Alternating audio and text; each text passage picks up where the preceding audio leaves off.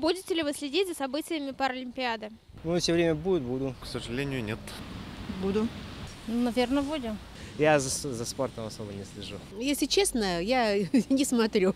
Честно и откровенно признаюсь. Конечно. Буду, конечно. Обязательно в 8 часов вечера. Буду переживать, страдать. Меня эти люди восхищают, скажем так, которые могут через все это пройти, через свое болезни, увечья и прочее, и жить полноценной жизнью. Поэтому я постараюсь посмотреть все. Такая же Олимпиада, как и обычно. Тоже болеть за наших, за Россию. Ну, не знаю, за лыжников. Мне больше всех, я восхищаюсь просто их мужеством. Любим спорт, занимаемся иногда. Были в Сочи, болели за наших. Хотим, чтобы наши победили, особенно наша лыжница. Обязательно. Как не будем. Машу Йовлеву надо посмотреть.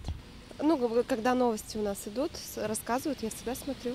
Почему? Потому что наши победили на своей Олимпиаде, а в Сочи проводится. Значит, за наших будем болеть. Ну, потому что надо болеть за наших паралимпийцев. Так же, как мы болели за наших олимпийцев, мы должны поддержать и паралимпийцев. Они этого достойны. Конечно, мы всегда. И за Олимпиадой, а тем более за Паралимпиадой.